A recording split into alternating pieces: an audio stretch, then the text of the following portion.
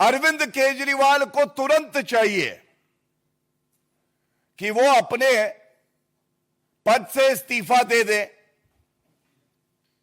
लेकिन बेशरम अरविंद केजरीवाल ऐसा करेंगे नहीं, क्योंकि अरविंद केजरीवाल में एक बूंद नैतिकता नहीं बची है।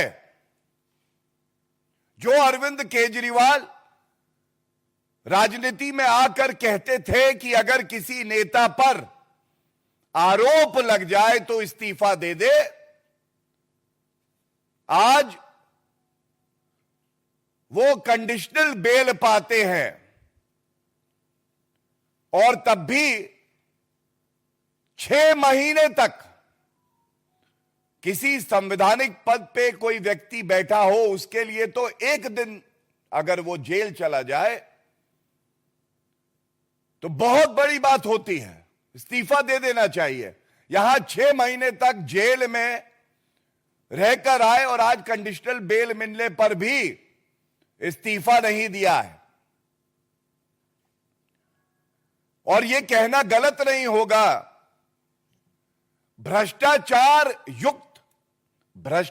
युक्त सीएम अभियुक्त, अब वो अभियुक्त की श्रेणी में है। और आप जो बिंदु मैं आपके समक्ष रख रहा हूं, बिंदुवार तरीके से इसका संज्ञान लेकर यह बात जनता तक जरूर जानी चाहिए।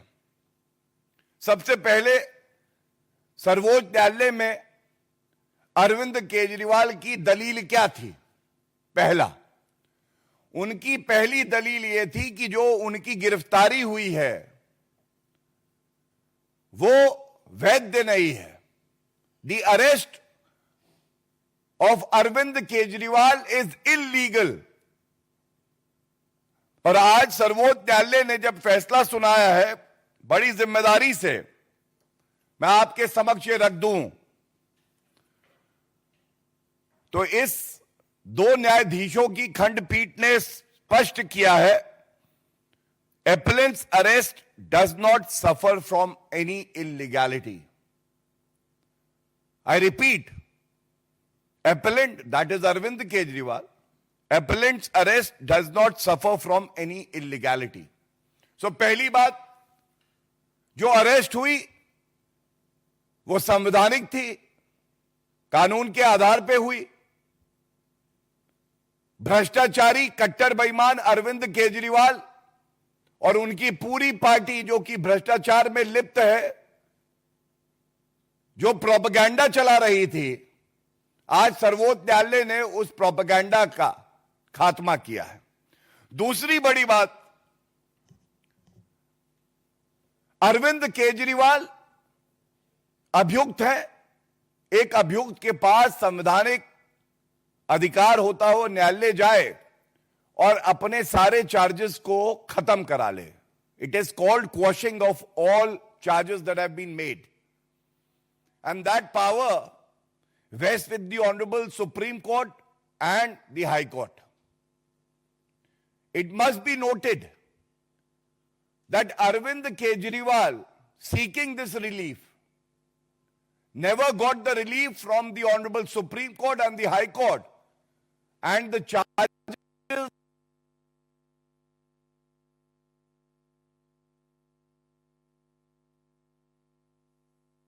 तो अरविंद केजरीवाल को जमानत के मुद्दे को लेकर भारतीय जनता पार्टी की तरफ से प्रेस कॉन्फ्रेंस की जा रही है और बीजेपी का कहना है कि अपने पद से इस्तीफा दे अरविंद केजरीवाल।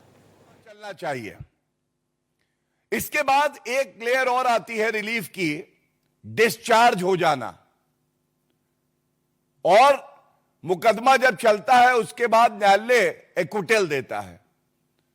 तो आम भाषा में जनता के लिए पहले क्वॉशिंग नहीं हुई, डिस्चार्ज नहीं हुए और एक्विटल का तो सवाल ही नहीं है क्योंकि अब ट्रायल चलेगा। तो फिर यह भ्रष्टाचारी पापी आपको बताना होगा कि आज अरविंद केजरीवाल इस्तीफा क्यों नहीं दे रहे। और मैं स्पष्ट कर दूं, हमने कल भी देखा भारतीय जनता पार्टी की एक स्पष्ट नीति है, जीरो टॉलरेंस फॉर करप्शन। और ममता बनर्जी झुकी और उन्होंने भी कहा कि मैं इस्तीफा दे सकती हूं। यह भ्रष्टाचारी अरविंद केजरीवाल भी झुकेगा और वो भी दिन आएगा जब जनता इस्तीफा लेगी इससे। क्योंकि अब मैं आपको वजह बताता हूं, मैंने कंडीशनल बेल कई बार कहा, तो आप लोग सोच रहे होंगे कंडीशनल बेल बार बार कह रहे हैं, इसका महत्व क्या है।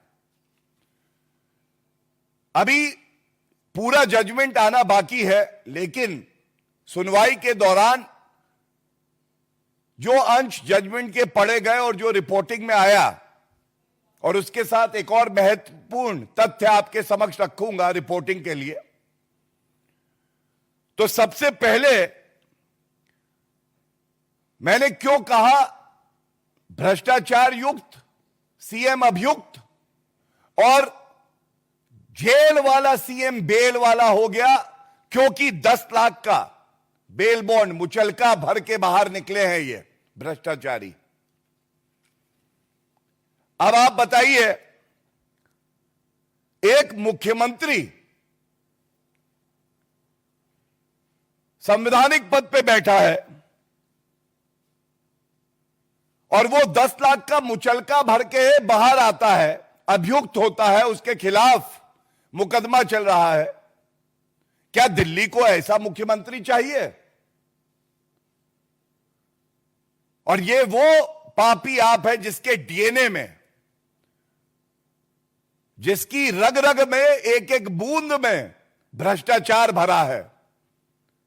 सीएम बेल वाला, पूर्व डिप्टी सीएम एक विधायक मनीष सिसोदिया बेल वाले, नेता संजय सिंह बेल वाले। ये कैसी पार्टी है भाई? कोई नैतिकता नहीं बची है।